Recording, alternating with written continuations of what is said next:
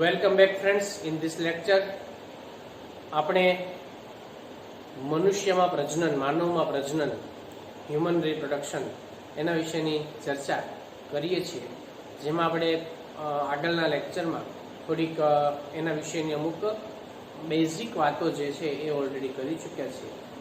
તો હવે આપણે એના પછી આગળ વધીએ તો આજના લેક્ચરમાં આપણે ચર્ચા કરશું નર પ્રજનન તંત્ર, બરાબર, મેલ રિપ્રોડક્ટિવ સિસ્ટમ. આપણે બધા જાણીએ છીએ કે મનુષ્ય એક લિંગી છે, એટલે એમાં નર અને માદા બંને જુદા જુદા જોવા મળે છે સજીવોની અંદર.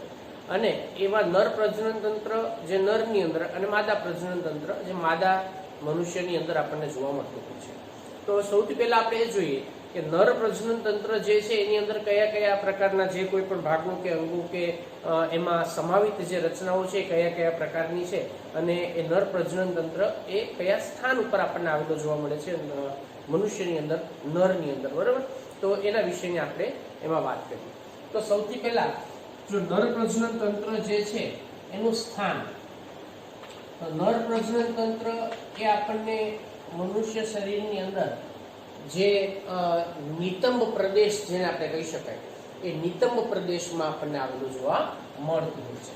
એટલે સૌથી પહેલા તો એનું સ્થાન જે છે એ ક્યાં છે તો કે નિતંબ પ્રદેશમાં, નિતંબ પ્રદેશમાં સ્થાન પામે છે અથવા તો સ્થાન પામેલું હોય છે. હવે બીજી વાત કરીએ તો એમાં કયા કયા પ્રકારના જે ભાગો છે એનો સમાવેશ આપણને એની અંદર થતો હોય એના વિશે આપણે વાત કરીએ.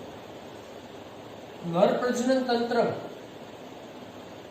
એક જોડ, બરાબર, એક જોડ શુક્રપિંડ એમાં આવેલું જોવા મળે છે.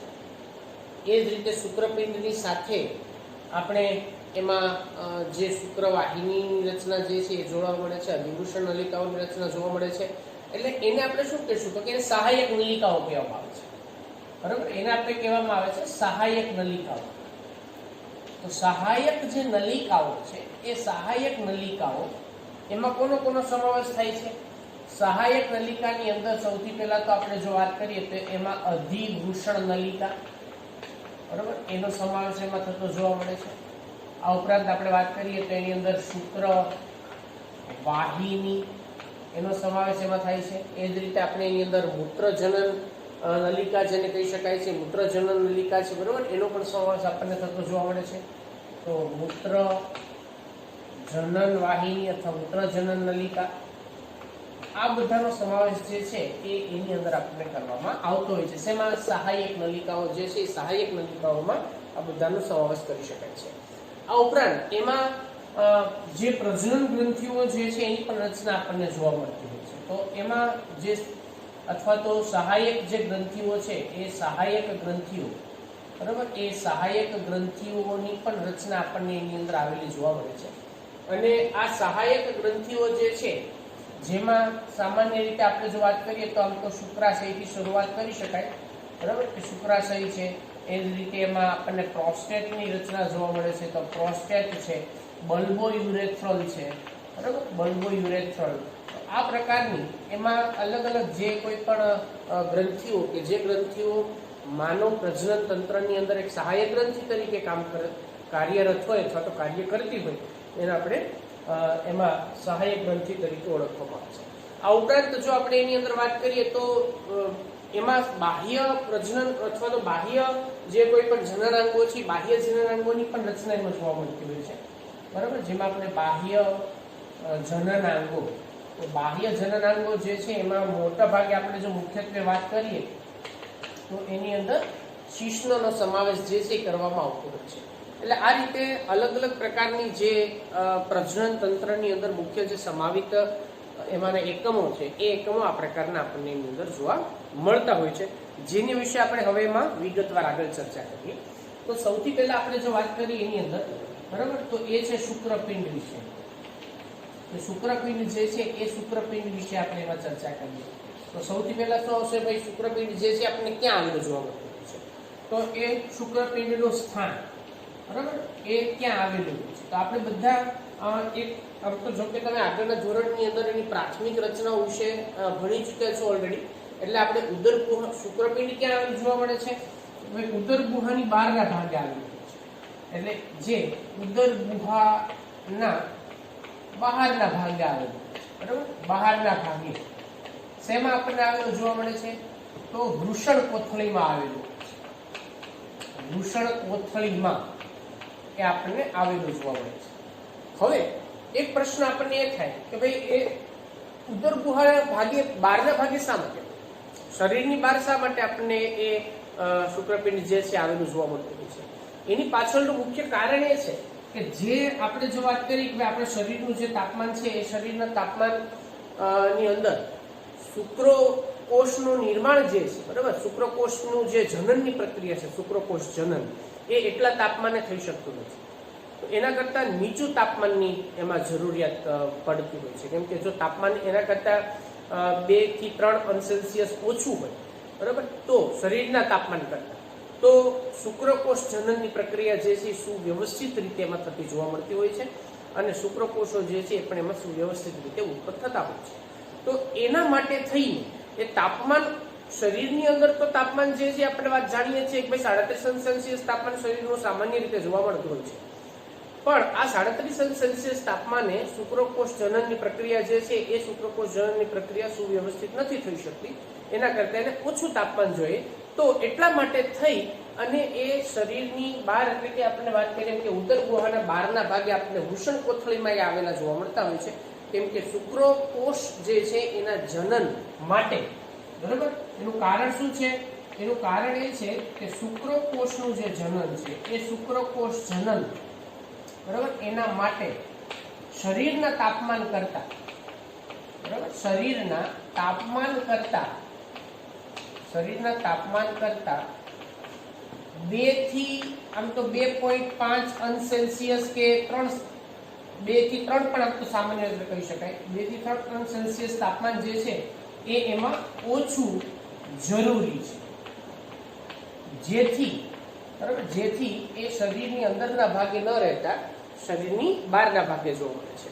પણ એક વસ્તુ એમાં ખાસ તમે નોંધ લેજો અથવા તો નોંધ કરજો કે ભાઈ જ્યારે એમાં બાળક જે છે માતાના ગર્ભની અંદર હોય ત્યારે એના જન્મ પહેલા, બરાબર, એના જન્મ પહેલા એ શુક્રપિંડ જે છે આપણને ઉદર ગુહામાં જ આવેલા જોવા મળે છે, પણ જન્મતાના સમયના અમુક સમયગાળા પૂર્વે જ, તે અમુક કલાકો પૂર્વે, જેમ પણ કહી શકાય છે કે અમુક કલાકો પૂર્વે જ એ જે શુક્રપિંડ છે એ ઉદર ગુહામાંથી વૃષણ કોથળીમાં ઉતરી આવતા હોય છે, બરાબર. એ પણ ગર્ભાવસ્થામાં બાળક જે હોય તો એ બાળક ગર્ભાવસ્થામાં હોય, બરાબર, ત્યારે કેમાં હોય છે? એ ઉદર ગુહામાં જ હોય છે, પણ પછીથી એ એમાં શુક્રપિંડ જે વૃષણ કોથળી જે છે એમાં ઉતરી આવતા હોય છે. ઘણી વખત અમુકના જન્મ પછી પણ એ જે શુક્રપિંડ છે એ શુક્રપિંડ ઉદર ગુહામાં જ અમુક કિસ્સાઓની અંદર રહી જવા પામતા હોય છે. તો એમાં એક નાનું એવું ઓપરેશન, શસ્ત્રક્રિયા જે છે એના દ્વારા એને ત્યાંથી વૃષણ કોથળીની અંદર લાવવામાં આવતા હોય છે. હવે બીજું જો આપણે વાત કરીએ કે ભાઈ એની શુક્રપિંડ જે છે, શુક્રપિંડની ફરતે એમાં એક રક્ષણાત્મક આવરણ આપણને એની અંદર આવેલું જોવા મળતું હોય છે, જેના દ્વારા એ રક્ષાયેલા હોય છે. અને બીજું કે આ તાપમાનના નિયંત્રણ એ બધા પણ એમાં આપણને જોવા મળતા હોય છે. નિયંત્રણ માટે ખાસ કરીને એની અંદર એક જે ડાર્ટોસ સ્નાયુની જે રચના છે, ડાર્ટોસ સ્નાયુ, બરાબર, એમાં ખાસ અગત્યનો ભાગ એના રક્ષણ માટે એમાં ભજવતા જોવા મળતા હોય છે. હવે બીજું આપણે વાત કરીએ એનો આકાર અને કદ વિશે, બરાબર. તો હવે એમાં આપણે એનો આકાર જે છે એ આકાર વિશેની વાત કરીએ તો શુક્રપિંડ જે છે આપણને કેવા જોવા મળે છે? તો કે અંડાકાર જોવા મળતા, એટલે આ અંડાકાર રચના ધરાવે છે. બીજી વાત કરીએ એના કદ વિશે, બરાબર. તો કદની અંદર આપણે વાત કરીએ, કદ જે છે કદની અંદર એમાં જે લંબાઈ છે, લંબાઈ અને એની જે પહોળાઈ અથવા તો એની અંદરનો જે વ્યાસ છે આપણને કેટલો જોવા મળતો હોય છે, તો એના વિશે આપણે વાત કરીએ. તો એમાં જે કદની અંદર એની જે લંબાઈ છે, બરાબર, એ લંબાઈ જે 4 થી 5 સેન્ટીમીટર જેટલી જોવા મળતી હોય છે, બરાબર. અને એનું જે પહોળાઈ છે એમાં, બરાબર, પહોળાઈ એ આપણને એની અંદર એમાં 2 થી 3 સેન્ટીમીટર જેટલી જોવા મળતી હોય છે. તો આ એનું જે કદ છે એ કદ વિશેની આપણે એમાં ચર્ચા કરી. આગળ જે તમને વાત કરીએ કે શુક્રપિંડ જે છે એ શુક્રપિંડ, બરાબર, શુક્રપિંડ એક સખત આવરણ વડે, બરાબર, એક સખત મજબૂત આવરણ વડે આપણને એ રક્ષાયેલા હોય છે, બરાબર, રક્ષાયેલા હોય કે જેથી એમાં એનું રક્ષણ થઈ શકતું હોય છે. હવે જો નર પ્રજનન તંત્રની અંદરના બધા એકમો કે ભાગો જે છે એની રચના વિશેની આપણે જો એમાં વાત કરીએ, બરાબર, કે ભાઈ કયા કયા પ્રકારની આ જે બધા રચનાઓ છે એ આપણને ક્યાં ક્યાં સ્થાન પામતા હોય છે, તો એના વિશેની આપણે ચર્ચા કરીએ. તો સૌથી પહેલા નર પ્રજનન તંત્રમાં એમાં એની શરૂઆત જે છે એ શરૂઆત આપણે ધારો કે એમાં સરળ આકૃતિને સરળતાથી દોરી શકાય, બરાબર, એટલા માટે આપણે એમાં મૂત્રાશયથી કરીએ. તો આ મૂત્રાશય જે છે, મૂત્રાશયની રચના આપણને એની અંદર આવેલી જોવા મળે છે. આ છે મૂત્રાશયની રચના. હવે અહીંયા આપણે એમાં અલગ અલગ પ્રકારની જે કોઈ પણ મૂત્રાશયની અંદરથી નલિકાઓની બધું આપણને ઉદ્ભવતું જોવા મળતું હોય છે, બરાબર. એટલે હવે એમાં જો આપણે વાત કરીએ તો અહીંયા મૂત્રાશય જે છે, મૂત્રાશયની બંને સાઈડમાં પાર્શ્વ ભાગે, બરાબર, અને વૃષણ કોથળીની અંદરના ભાગે આપણને એમાં શું આવેલું જોવા મળતું હોય છે? શુક્રપિંડ જે છે એની રચના આપણને અહીંયા જોવા મળે છે. તો આ એના બંને બાજુએ આપણને શુક્રપિંડ જે છે એ શુક્રપિંડ આવેલા હોય છે. અને શુક્રપિંડ જે આપણને અંડાકાર રચના ધરાવતા જોવા મળતા હોય છે, બરાબર. એટલે શુક્રપિંડ એ અંડાકાર રચના ધરાવતા હોય, જેની ફરતે એક સખત આવરણ જે છે, રક્ષણાત્મક આવરણ, એ આપણને એની ફરતે આવેલું જોવા મળતું હોય છે. બીજી જો આપણે એની અંદર વાત કરીએ તો શુક્રપિંડ જે છે, શુક્રપિંડની અંદરની જે રચનામાં અથવા તેની બાહ્ય રચનાની અંદર એ બંને એક જ સમતલમાં આવેલા હોય એવું જરૂરી નથી, બરાબર. શુક્રપિંડ જે છે એ ઉપર નીચેના સમતલમાં આવેલા જોવા મળે, એટલે એક જ સમતલમાં બંને આવેલા હોતા નથી.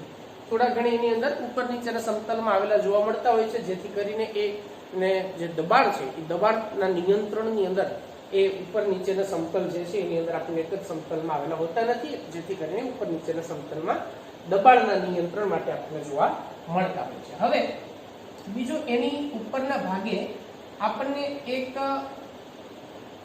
પ્રમાણમાં ઉપરથી થોડીક જાડી અને નીચેના ભાગે જતા થોડીક પાતળી, બરાબર, એવી એક ગૂંચળું ધરાવતી આપણને એક નલિકા એની અંદર આવેલી જોવા મળતી હોય છે. એટલે આ રીતની એક નલિકા જે છે, નલિકાની ફરતે આપણને એમાં ગોઠવાયેલી જોવા મળતી હોય છે, જેમાં અંદરના ભાગે ખૂબ ગૂંચળું હોય. આપણે એની આંતરિક રચનાની વાત કરીએ ત્યારે હું તમને જણાવું છું.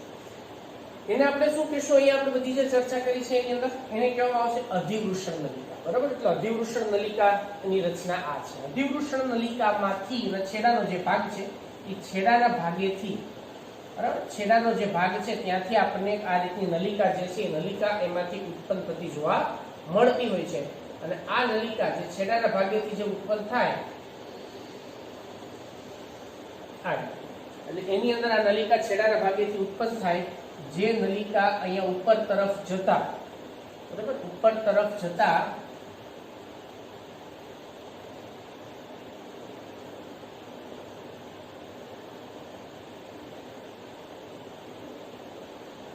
અહીંયા શુક્રાશય જે છે એ શુક્રાશયમાં આપણને એ ખુલતી જોવા મળતી હોય છે. આ નલિકા, બરાબર, અહીંયા જોડાયેલી હોય છે. અહીંયા નીચેના ભાગે એમાં આપણને શુક્રાશય, એક જોડ શુક્રાશય જે છે એની અંદરનું, બરાબર, એ એક જોડ શુક્રાશય એ એમાં આપણને આવેલું જોવા મળતું હોય છે. અહીંયા એ નલિકા શુક્રાશય જે છે એ શુક્રાશયની રચના છે, બરાબર, આ શુક્રાશયની રચના છે. હવે અહીંયા ખાસ ધ્યાન આપજો.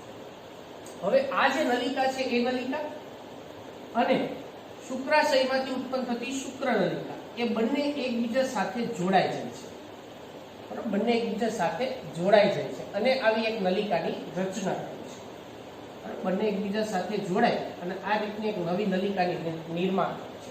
શું શું જોડાય છે એમાં? તો એમાં અહીંયાથી આવેલી જે કોઈ પણ આમાંની રચના ધરાવતી, બરાબર, જે શુક્રવાહિનીની રચના જે છે એ આપણને એમાં આવેલી જોવા મળે. આ શુક્રવાહિની જે છે એની રચના છે.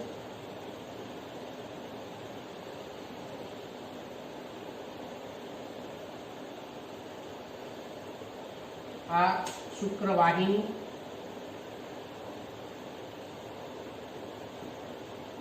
એ અહીંયા જોડાય છે આની સાથે, બરાબર. એવી જ રીતે આની અંદર પણ આપણે શુક્રવાહિની જે છે એની રચના થયા.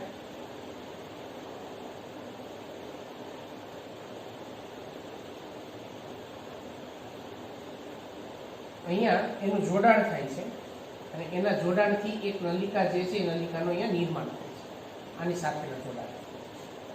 એને આપણે કહીશું સ્ખલન નલિકા. બરાબર, એને સ્ખલન નલિકા તરીકે ઓળખવામાં આવે છે. અને એની નીચેના ભાગેથી અહીંયાથી આ જે છે એ આપણે વાત કરીએ મૂત્રાશય, આ શુક્રાશય.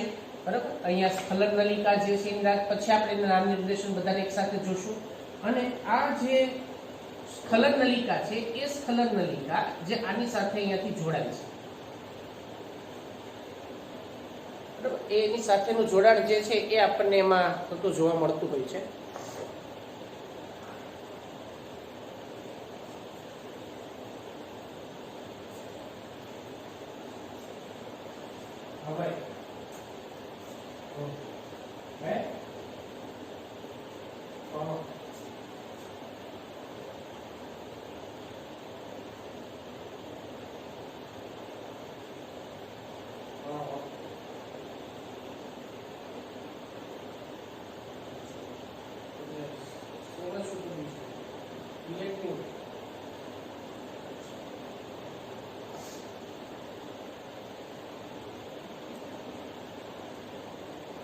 હવે આપણને એવું એવું કહેવાનું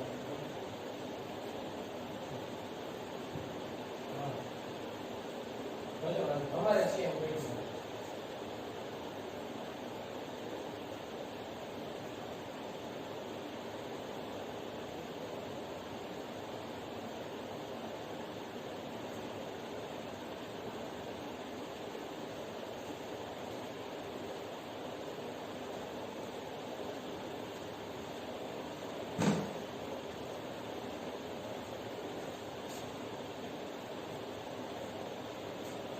તો અહીંયા જે મૂત્રાશય જે છે મૂત્રાશયની નલિકા અને સ્ખલન નલિકા બંને એકબીજાની સાથે અહીંયા જોડાય છે.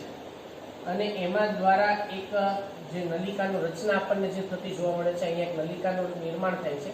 એને આપણે અહીંયાથી શુક્રકોષો જે છે શુક્રકોષો શુક્રપિંડમાંથી ઉત્પન્ન થાય, શુક્રવાહિનીમાંથી એ સ્ખલન નલિકા સુધી પહોંચે છે. સ્ખલન નલિકામાંથી શુક્રકોષો જે છે એ અને અહીંયાથી મૂત્રાશયની મૂત્ર નલિકા જે છે એમાંથી મૂત્ર, એટલે બંનેનું વહન એક જ માર્ગે થતું હોવાને પરિણામે એને આપણે શું નામ આપશું? અહીંયા એને નામ આપવામાં આવે છે એમાં મૂત્રજનન નલિકા. બરાબર, એ મૂત્રજનન નલિકા જે છે એની રચના આપણને અહીંયા જોવા મળતી હોય છે. આ મૂત્રજનન નલિકા જે છે એના વિશેની આપણે વાત કરી. હવે એમાં જે આપણે વાત કરી કે ભાઈ બાહ્ય જે જનનાંગો જે છે બાહ્ય જનનાંગો તરીકે એમાં એ નલિકાની ફરતે આપણને પેશીયુક્ત જે રચના જે છે એ એમાં આવેલી જોવા મળતી હોય છે.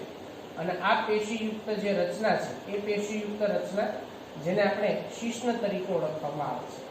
અને આ શિશ્ન જે છે એ એક ફાટ જેવા છિદ્ર મારફતે, બરાબર, ફાટ જેવા છિદ્ર મારફતે એ અહીંયા આગળના ભાગેથી આ જે છે અહીંયા ખુલતી જોવા મળતી હોય છે.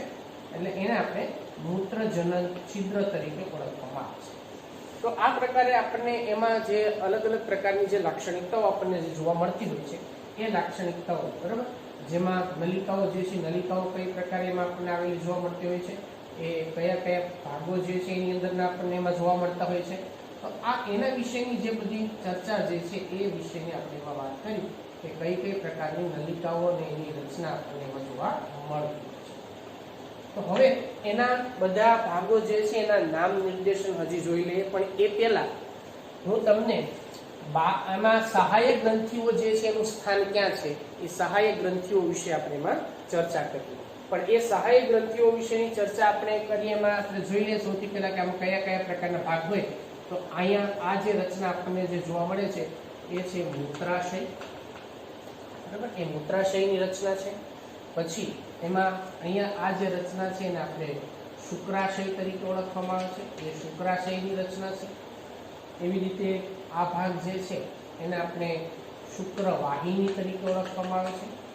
બરાબર, શુક્રવાહિની. આ રચનાને આપણે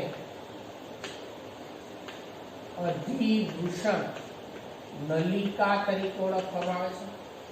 આ શુક્રપિંડ છે, બરાબર, એ શુક્રપિંડની રચના છે.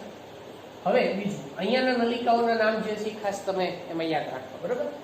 તો અહીંયા જે આપણે વાત કરીએ ભાઈ આ જે રચના આપણને જે જોવા મળે છે એ શુક્રવાહિની. અહીંયા બરાબર આ જે રચના છે આ રચના એને શું નામ આપશો આપણે એમાં? તો એ રચના જે થશે એમાં એ છે શુક્રાશયની નલિકા, બરાબર. શુક્રાશય નલિકા. અને આ શું થયું એમાં? શુક્રવાહિની. બંને જોડાઈને જે રચનાનું નિર્માણ કરે છે એ આ રચના થઈ. એને આપણે શું નામ આપશું? સ્ખલન નલિકા. એને આપણે નામ આપશું સ્ખલન નલિકા, બરાબર. એને સ્ખલન નલિકા તરીકે ઓળખશે. હવે અહીંયા જે છે આ રચના જે થઈ એને આપણે શું નામ આપશું? આ રચના એમાંની જે છે અહીંયા એને આપણે શું કહેશું? એ થશે મૂત્ર નલિકા, બરાબર. એ મૂત્ર નલિકા તરીકે આપણે એને ઓળખવામાં આવે છે. એટલે એમાં જે મૂત્ર નલિકાની રચના આપણે જોવા મળે. હવે અહીંયા એ સ્ખલન નલિકા અને મૂત્ર નલિકા બંને જોડાય અને આ જે રચના બનાવે છે એને આપણે શું કહેશું? તો એને કહેશું આપણે એમાં મૂત્ર જનન નલિકા. એને મૂત્ર જનન નલિકા તરીકે ઓળખવામાં આવે છે. ચલો આટલી વસ્તુ ક્લિયર.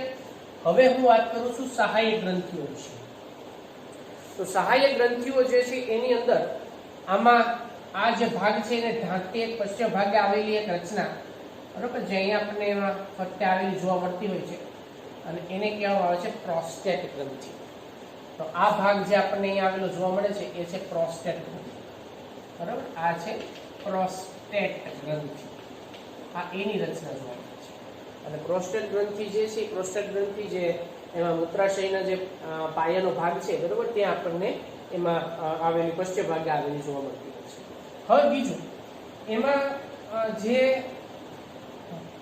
મૂત્રજનન નલિકા છે એ પ્રોસ્ટેટ ગ્રંથિની થોડીક નીચેના ભાગે એમાં એક જોડ, એક નાની આપણને એમાં પિંડ જેવી રચનામાં, બરાબર, એક જોડ નાની અહીંયા એક આપણને ગ્રંથિ આવેલી જોવા મળે છે. આ અને એને કહેવામાં આવે છે બલ્બો યુરેથ્રલ, બરાબર. એને શું કહેશું આપણે? બલ્બો યુરેથ્રલ. એને બલ્બો યુરેથ્રલ તરીકે ઓળખવામાં આવે છે. તો અહીંયા નર પ્રજનન તંત્ર જે છે, નર પ્રજનન તંત્રની અંદરના જે બધા જ ભાગો છે એની આખી રચના કઈ પ્રકારે આવેલી જોવા મળતી હોય છે, બરાબર, એના વિશેની આપણે એમાં ચર્ચા કરીએ. હવે આપણે વાત કરતા હતા શુક્રપિંડ વિશે. તો જો શુક્રપિંડ છે એ શુક્રપિંડની જો આપણે અંતઃસ્થ રચનાની ચર્ચા કરીએ, ભાઈ શુક્રપિંડની અંતઃસ્થ રચનામાં કયા કયા પ્રકારના ભાગો કે એકમો જે છે એ આપણને એની અંદર આવેલા જોવા મળતા હોય છે અને એમાં એની અંદર અલગ અલગ પ્રકારની જે કોઈ પણ શુક્રપિંડની ખંડિકાઓની રચના કઈ પ્રકારે જોવા મળે છે, તો એના વિશે એમાં આપણે ચર્ચા કરીએ કે કઈ કઈ પ્રકારની રચના આપણને આવેલી જોવા મળતી હોય છે. તો એના માટે હું આ જે ભાગ છે એને અહીંયાથી થોડો દૂર કરી દઉં જેથી આપણે સમજવામાં થોડીક સરળતા રહી શકે. ઓકે, ચાલો. તો હવે એમાં શુક્રપિંડની અંતઃસ્થ રચના એના વિશે આપણે ચર્ચા કરવાની છે. એની અંતઃસ્થ રચનામાં શું આવેલું, કયા કયા ભાગો આવેલા જોવા મળતા છે. તો શુક્રપિંડની અંતઃસ્થ રચનામાં સૌથી પહેલા તો આપણે એની જે અંતઃસ્થ રચના છે એક શુક્રપિંડ વિશેની આપણે એમાં વાત કરીએ કે એની અંતઃસ્થ રચનામાં કયા કયા ભાગો કે જે એકમો છે એકમોની રચના આપણને એની અંદર આવેલી જોવા મળતી હોય છે, બરાબર. તો સૌથી પહેલા આવું એક એમાં આવરણ આવેલું જોવા મળે છે. બે આવરણો એમાં હોય, એક અંતઃ આવરણ છે, બીજું એમાં બાહ્ય આવરણની રચના આપણને એની અંદર જોવા મળે છે. તો અંતઃ અને બાહ્ય આવા બે આવરણો એમાં આપણને આવેલા જોવા મળતા હોય.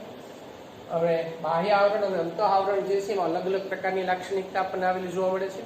એમાં બાહ્ય આવરણ જેને આપણે ટ્યુનિકા વેજિનાલિસ અને અંદરનું જે આવરણ છે એને આપણે ટ્યુનિકા આલ્બ્યુજેનિયા તરીકે ઓળખવામાં આવે છે. હવે એની અંદરના ભાગે, બરાબર, એની જે અંદરનો ભાગ છે ત્યાં આપણને અલગ અલગ પ્રકારની ખંડિકાઓ જે છે એની રચના, એટલે વચ્ચેના ભાગે આવા એક વિટપ જેવી રચના આપણને ઉત્પન્ન થતી જોવા મળતી હોય છે. તો આ રીતે એમાં વિટપ જેવી રચના આપણને ઉત્પન્ન થાય, ખાંચ હોય એમાં આવી, અને જે એને અલગ અલગ પ્રકારના ખંડો જે છે ખંડોની અંદર એનું વિભાજનની પ્રક્રિયા આપણને એની અંદરથી થતી જોવા મળતી હોય છે, બરાબર. એ પ્રકારની આપણને એમાં ખંડોની રચના જે છે એ આવેલી જોવા મળતી હોય છે. તો હવે એમાં આ દરેક જે કોઈ પણ ખંડ છે એ ખંડની અંદર 2 થી 3 ની સંખ્યામાં અત્યંત ગૂંચળાયેલી, બરાબર, 2 થી 3 ની સંખ્યામાં અત્યંત ગૂંચળાયેલી નલિકા જે છે નલિકાની રચના આપણને એમાં આવેલી જોવા મળે છે. અને આ તમામ જે નલિકાઓ છે એ નલિકાઓ સખત ગૂંચળામય રચના ધરાવતી હોય છે, બરાબર. આ સખત ગૂંચળામય નલિકાઓ ધરાવતી હોય છે. એ દરેક નલિકાઓ જે છે એ નલિકાઓ અહીંયા આપણને એ ખુલતી જોવા મળતી હોય છે. આ દરેક નલિકાઓ જે છે હું અહીંયા 2 જ દોરું છું, બાકી આ બધામાં આ પ્રકારની જ રચના એમાં આવેલી જોવા મળે છે. બધી અહીંયા એકબીજાની અહીંયા ખુલતી હોય છે, બરાબર. દરેક એકમ જે છે, દરેક ભાગ છે એની અંદરની નલિકાઓ અહીંયા આપણને ખુલતી જોવા મળતી હોય છે. તો આ નલિકાઓ જે છે બધી એ જેની સાથે આપણને જોડાયેલી જોવા મળતી હોય, આ ધારો કે એની સાથેનું જે જોડાણ છે એ આપણને અહીંયા એવું જોવા મળતું હોય છે. આ બધાની નલિકાઓ જે એકબીજા સાથે અહીંયા અલગ આ પ્રકારની ખંડીય જે રચનાઓ છે એની સાથે આપણને જોડાયેલી જોવા મળતી હોય છે. અને એ બધી જ ઉપરના ભાગે ત્યાંથી એક ગૂંચળામય રીતે, આખી એક સખત ગૂંચળામય રીતે ઉપરના ભાગે આપણને એ નલિકાઓ જે છે નલિકાઓ આ રીતે ગૂંચળામય રીતે એમાં ગોઠવાયેલી જોવા મળતી હોય છે. ત્યાંથી આ નલિકાઓ જે છે નલિકાઓ એમાં એક સખત એવી જ રીતે ગૂંચળામય રીતે આપણને નીચેના ભાગે પણ એમાં જતી જોવા મળતી હોય છે, આ રીતે. અને અહીંયાથી પછી એ બહારના ભાગે આપણને નીકળતી જોવા. તો આમ એની અંતઃરચનાની અંદર આવા અલગ પ્રકારના જે કોઈ પણ ભાગો છે એ ભાગો આપણને એમાં આવેલા જોવા મળતા હોય છે. અને એ બધા જ ભાગો, બરાબર, એ આ પ્રકારે એની અંતઃરચનામાં આપણને એમાં સ્થાન પામતા હોય છે. તો આવી રીતે એમાં આખી જે રચના છે એ રચનાની અંદર દરેક ભાગો જે છે એને નામ નિર્દેશન અને એના વિશેની ચર્ચા કરીએ. તો શુક્રપિંડની અંદર આપણને આવા અલગ પ્રકારના ખંડોની રચના જોવા મળે છે, જે ખંડોને આપણે શુક્રપિંડીય ખંડિકાઓ તરીકે ઓળખવામાં આવે છે. શુક્રપિંડની અંદર આશરે આવા 250 જેટલા ખંડો આવેલા હોય છે, બરાબર. આવા આશરે 250 જેટલા ખંડો એમાં આવેલા જોવા મળે છે. અને જેને એ ખંડો જે છે બધા એને આપણે શુક્રપિંડીય ખંડિકાઓ તરીકે ઓળખવામાં આવે છે. તો એ છે શુક્રપિંડીય ખંડિકાઓ, બરાબર. એ શુક્રપિંડીય ખંડિકાઓ જે છે એની રચના આપણને એમાં આવેલી જોવા મળે છે. શુક્રપિંડીય ખંડિકાની અંદર અતિ ગૂંચળામય રીતે ગોઠવાયેલી નલિકાઓ આવેલી જોવા મળે, જે 1 થી 3 ની સંખ્યા હોય, ક્યાંક 1 હોય, 3 પણ હોય, 2 પણ હોય. એ નલિકા જે છે આ નલિકા છે એને આપણે શુક્ર ઉત્પાદક નલિકા તરીકે ઓળખવામાં આવે છે, બરાબર. એ શુક્ર ઉત્પાદક નલિકા છે, એ શુક્ર ઉત્પાદક નલિકા તરીકે ઓળખવામાં આવે છે. આ નલિકાઓ બધી જે છે એ અહીંયા આપણને ભેગી થતી જોવા મળે છે, જેને વૃષણ ઝાડ તરીકે ઓળખવામાં આવે છે. અહીંયા જ્યાં બધી ભેગી થાય અને આખી જે ગૂંચળામય પ્રકારની જે રચનાઓ બનાવે છે એ રચનાને આપણે શું કહેશું? એમાં વૃષણ ઝાડ, બરાબર. એને આપણે વૃષણ ઝાડ તરીકે ઓળખવામાં આવે છે. હવે આ વૃષણ ઝાડ જે છે એ વૃષણ ઝાડ બધી જ એમાં ઉપરના ભાગે બધી જોડાતી હોય છે. પણ એ પહેલા હું તમને જે એની રચનાની અંદરના જે આવરણો છે આવરણો વિશે જો વાત કરું તો એમાં બાહ્ય આવરણ જે આપણે એમાં જોવા મળે છે, બરાબર, એને આપણે ટ્યુનિકા વેજિનાલિસ, અને અંદરના ભાગે જે આવરણ એમાં આવેલું જોવા મળતું હોય છે, અંદરના ભાગનું જે આવરણ છે એને આપણે ટ્યુનિકા આલ્બ્યુજિનિયા તરીકે ઓળખવામાં આવે છે. તો આ પ્રકારના આપણને એમાં આવરણો જે છે આવરણો આવેલા જોવા મળે છે. આ વિટપ છે, બરાબર, એને આપણે શુક્રપિંડીય વિટપ તરીકે ઓળખવામાં આવે છે. તો એ વિટપ એ બધાને ખંડોમાં વિભાજિત કરે છે, એને શુક્રપિંડીય ખંડિકાઓ કહેવાય, જેની સંખ્યા એ આપણને 250 જેટલી આપણને એની અંદર આવેલી જોવા મળે છે. એટલે 250 જેટલી, બરાબર, સંખ્યા એ આપણને એમાં આવેલી જોવા મળે. દરેકની અંદર આપણને કેટલી? તો કે 1 થી 3 ની સંખ્યામાં આપણને શુક્ર ઉત્પાદક નલિકા આવેલી જોવા મળે છે.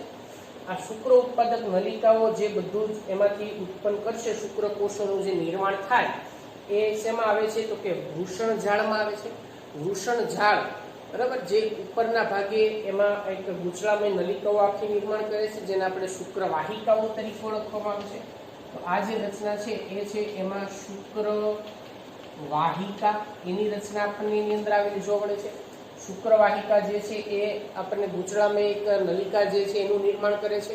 અને ત્યાંથી એ એકબીજાની સાથે ટૂંકમાં જોડાય પછીથી અને આખી જે રચના ગૂંચળામય બને એને આપણે અધિવૃષણ નલિકા તરીકે ઓળખવામાં આવે છે. તો આ જે રચના થઈ, આ રચના બરાબર, એ થઈ શું? અધિવૃષણ નલિકા. અધિવૃષણ નલિકા જ્યાં ખુલે છે ને એ ભાગ જે છે આ, એને આપણે કહીશું શુક્રવાહિની. એટલે આ થઈ શુક્રવાહિની. તો આ પ્રકારે શુક્રપિંડની જે અંતઃસ્થ રચના છે એ અંતઃસ્થ રચનાની અંદર આપણને આ પ્રકારના બધા ભાગો જે છે એ ભાગો એમાં આપણને ખાસ આવેલા જોવા મળતા હોય છે. દરેક ખંડિકાની અંદર આપણને એમાં શુક્રકોષો જે છે એ શુક્રકોષો એમાં દરેક ખંડિકાની અંદર આપણને ઉત્પન્ન થતા જોવા મળતા હોય છે. જેમાં અંદર અને બહાર એ ભાગો જે છે ખંડિકાઓની અંદરની જે વાત કરીએ આપણે, તો શુક્રપિંડીય જે શુક્રપિંડનું જે ઉત્પાદન થાય, શુક્ર ઉત્પાદક જે નલિકાઓ જેને આપણે કહી શકાય, આ શુક્ર ઉત્પાદક નલિકામાં બે પ્રકારના આપણને ભાગો આવેલા જોવા મળતા હોય છે. તો એમાં એની અંદરના ભાગે જો વાત કરીએ આપણે, બરાબર, તો શુક્ર ઉત્પાદક નલિકા, બરાબર, શુક્ર ઉત્પાદક નલિકા આની વાત કરીએ છીએ. આ શુક્ર ઉત્પાદક નલિકાઓ જ્યાં બધામાં આપણને ગૂંચળાઓ સ્વરૂપે જે જોવા મળતી હોય છે એની વાત કરીશું. બરાબર, એની અંદરના ભાગે એટલે કે એની જો અંતઃસ્થ રચના જોઈએ તેના અંદરના ભાગે આપણને બે પ્રકારના કોષો આવેલા જોવા મળે છે. એક જનન કોષો, બરાબર, અંદર નલિકામાં અંદરના ભાગે, બરાબર, એમાં અંદરના ભાગે એક જનન કોષો, બરાબર, એનું આપણને એમાં આવેલા જોવા મળે છે. અને બીજું સરટોલી કોષો. બે પ્રકારના કોષો જે છે એ એની અંદરના ભાગે આપણને આવેલા જોવા મળે છે. હવે જનન કોષોને આદિ શુક્રકોષો પણ કહેવાય, કારણ કે એમાંથી એનો અર્ધીકરણની પ્રક્રિયા થઈ, બરાબર. આ જનન કોષો જે છે એમાં અર્ધીકરણની પ્રક્રિયા થઈ અને અર્ધીકરણની ક્રિયા દ્વારા એમાંથી શુક્રકોષનું નિર્માણ થાય છે. હવે એવી જ આપણે જો સરટોલી કોષોનું કાર્ય જોઈએ તો શુક્રકોષો જે છે એ શુક્રકોષોને પોષણ આપવા માટેનું જે મુખ્ય કાર્ય છે, બરાબર, એને પોષણ આપવા માટે, એ પોષણ માટેનું કાર્ય અને એને જે જીવિતતા આપવાનું જે કાર્ય છે મુખ્યત્વે એના દ્વારા આપણને થતું જોવા મળતું હોય છે. એના બહારના ભાગે જો આપણે વાત કરીએ તો બહારના ભાગે આંતરાલીય કોષોની રચના આવેલી જોવા મળે છે, બરાબર. કોના? શુક્ર ઉત્પાદક નલિકાની. તો એના બાહ્ય ભાગમાં શું આવેલું હોય છે? એમાં આંતરાલીય કોષો આવેલા હોય છે. આંતરાલીય કોષો, બરાબર, એ આંતરાલીય કોષો જે છે એ આપણને એની અંદર આવેલા જોવા મળતા હોય છે. અથવા એને આપણે બીજો એને લેડિંગ કોષો તરીકે પણ ઓળખવામાં આવે છે.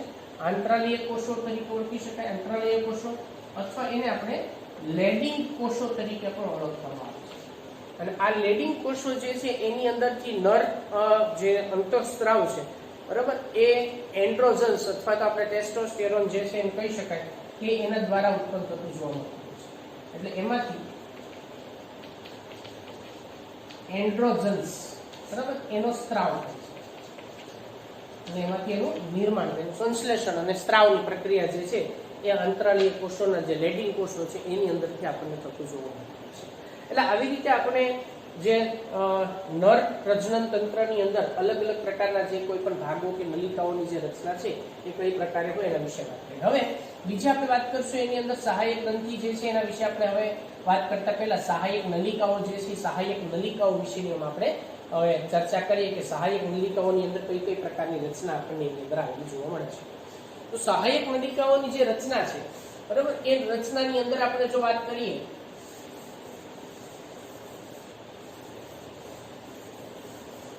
તો સહાયક નલિકાઓ એકબીજા સાથેનું જે જોડાણ છે કઈ પ્રકારે એની અંદર આવેલું જોવા મળતું હોય છે એના વિશે વાત કરવાની છે, બરાબર.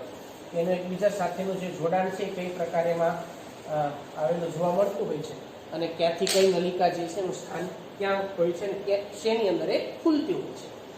તો એમાં સૌથી પહેલા જો શરૂ કરો અંતઃસ્થ રચનાથી આપણે શરૂ કરીએ. અંતઃસ્થ રચનાથી એમાં સૌથી અંદરના ભાગે પહેલા શું હોય? શુક્ર ઉત્પાદક નલિકા હોય. એટલે અહીંયા છે શુક્ર ઉત્પાદક નલિકા. હવે આ શુક્ર ઉત્પાદક નલિકા, બરાબર, એ ક્યાં ખુલે છે? શેમાં ખુલે છે? વૃષણ જાળમાં ખુલે છે. એ ક્યાં ખુલે છે? વૃષણ જાળમાં ખુલે છે. એટલે એનો અર્થ એવો થાય કે અહીંયાથી ઉત્પન્ન થયેલા શુક્રકોષો વૃષણ જાળમાં આવે છે.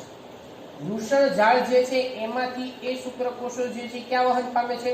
તો એ ક્યાંથી વહન પામે છે? શુક્રવાહિકામાં વહન પામે છે. તો આ યાદ રાખજો સિક્વન્સ ખાસ. શુક્રવાહિકામાં વહન પામે છે. આ શુક્રવાહિકામાંથી શુક્રકોષો જે છે ક્યાંથી વહન પામે છે? અધિવૃષણ નલિકામાં આવે છે.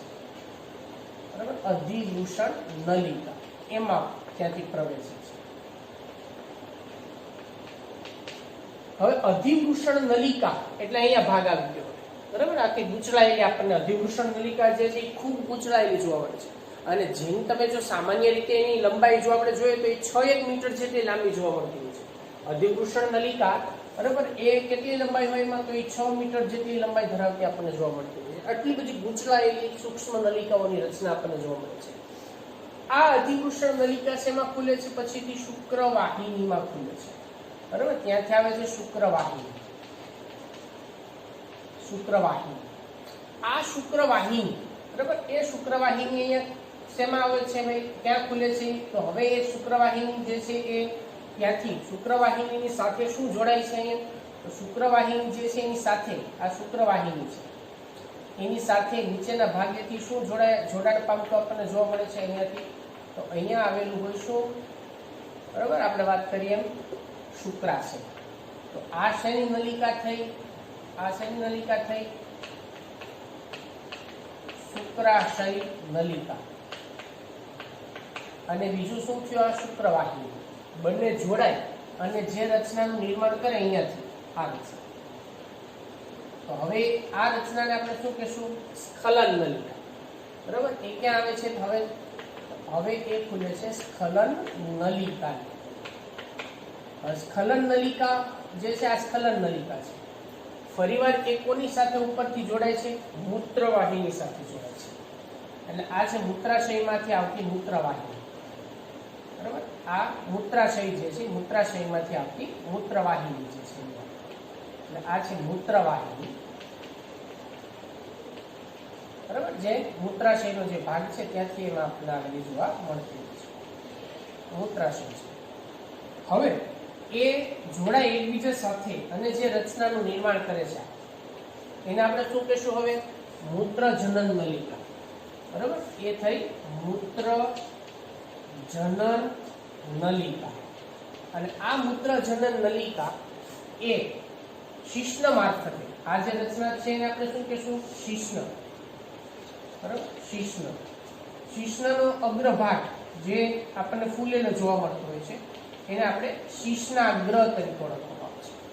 અને અહીંયા આવેલું જે નાનું છિદ્ર છે બરાબર, ત્રાસુ ફાટ જેવું એક નાનું છિદ્ર જોવા મળે છે. ગોળાકાર ન હોય, ત્રાસુ ફાટ જેવું હોય એને આપણે શું કહેશું? મૂત્રજનન છિદ્ર. મૂત્રજનન નલિકા એનું છિદ્ર જોવા મળે છે.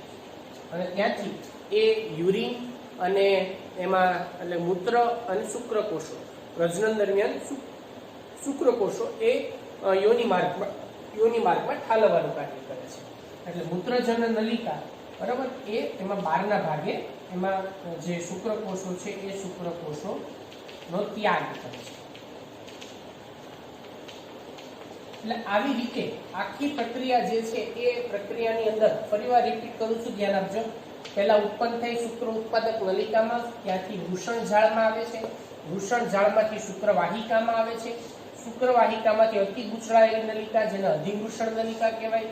અધિવૃષણ નલિકામાંથી એ બધા ક્યાં આવે છે? ત્યાંથી અધિવૃષણ નલિકામાંથી શુક્રવાહિનીમાં આવે છે. તો શુક્રવાહિનીમાંથી ક્યાં આવે છે? શુક્રવાહિનીમાંથી ક્યાં જશે? અહીંયા શુક્રાશય જે છે એની નલિકા એ શુક્રવાહિની સાથે જોડાય અને સ્ખલન નલિકા બનાવે છે. સ્ખલન નલિકા એ મૂત્રાવાહિની સાથે જોડાય અને મૂત્રજનન નલિકા બનાવે છે. એટલે આ રીતે પછી એ છિદ્ર મારફતે બહાર ખુલતી હોય છે.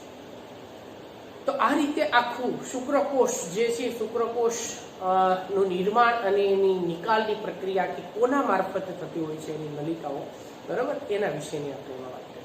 હવે બીજું આપણે વાત કરશું હવે એમાં જે સહાયક ગ્રંથિઓ જે છે એ સહાયક ગ્રંથિઓ વિશેમાં આપણે ચર્ચા કરીએ.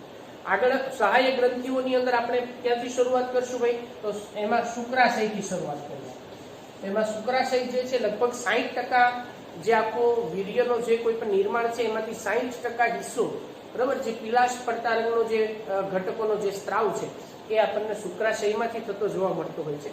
અને એની સાથે સાથે એમાંથી અલગ અલગ પ્રકારના જે કોઈ પણ ઘટકો હોય, કેલ્શિયમ હોય, વિટામિન સી હોય, એવા જુદા જુદા પ્રકારના જે ઘટકો છે, બરાબર, શર્કરાઓ હોય, એ બધું એમાંથી સ્ત્રાવ પામતું જોવા મળતું હોય છે. અને એ શુક્રકોષો જે છે એને જીવંતતા આપવા માટે ખૂબ અગત્યનો ભાગ એના દ્વારા આપણને ભજવાતો જોવા મળતો હોય છે. હવે બીજું છે એની અંદરથી પ્રોસ્ટેટ ગ્રંથિ, બરાબર, પ્રોસ્ટેટ ગ્રંથિ. તો પ્રોસ્ટેટ ગ્રંથિ જે છે એમાંથી પણ ઘટકોનો સ્ત્રાવ થાય છે, જે ખાસ કરીને એની અંદરથી સ્ત્રાવ થતા ચિકાસયુક્ત ઘટકો હોય છે, જે શુક્રકોષોને તારકતા આપવામાં, જીવંતતા માટે ઘણો અગત્યનો ભાગ ભજવતો જોવા મળતો હોય છે, બરાબર. અને બીજું મૂત્રજનન નલિકાની પાર્શ્વ ભાગે આવેલી નાની પિંડ જેવી જે રચના છે એને આપણે બલ્બોયુરેથ્રલ ગ્રંથિ તરીકે ઓળખવામાં આવે છે. આ બલ્બોયુરેથ્રલ ગ્રંથિમાંથી પણ આપણને એમાં ચિકાસ પડતા જે ઘટકનો સ્ત્રાવ થાય છે, અને આ ઘટક જે છે એને આપણે ઘર્ષણ પ્રતિરોધક તરીકે એમાં કાર્ય કરતું જોવા મળતું હોય છે પ્રજનન પ્રક્રિયાઓ દરમિયાન. એટલે આવી રીતે એમાં અલગ અલગ જે આ બધી જે રચનાઓ છે, સહાયક જે ગ્રંથિઓ છે, બરાબર, જેની અંદર આપણે શુક્રાશય હોય, પ્રોસ્ટેટ હોય, બલ્બોયુરેથ્રલ હોય, આ બધા દ્વારા ઘટકોનો સ્ત્રાવ થાય છે. એ બધું જ એ શુક્રકોષો જે અહીંયાથી આવે છે, શુક્રકોષોની સાથે અહીંયાથી આપણને ભળતું જોવા મળે છે, બધું એક સાથે ભેગું થાય અને એના દ્વારા જે બનતી રચના છે એ રચનાને આપણે વીર્ય તરીકે ઓળખવામાં આવે છે. એટલે વીર્ય એટલે કે જેમાં શુક્રકોષોની રચના પણ હોય છે, અને આ શુક્રકોષોની રચનાની સાથે સાથે, બરાબર, એમાં શુક્રકોષો પણ હોય અને સહાયક ગ્રંથિમાંથી જે સ્ત્રાવી ઘટકો છે એ સ્ત્રાવી ઘટકો પણ એમાં આવેલા જોવા મળતા હોય છે, અને એને સંયુક્ત રીતે આપણે વીર્ય તરીકે ઓળખવામાં આવે છે.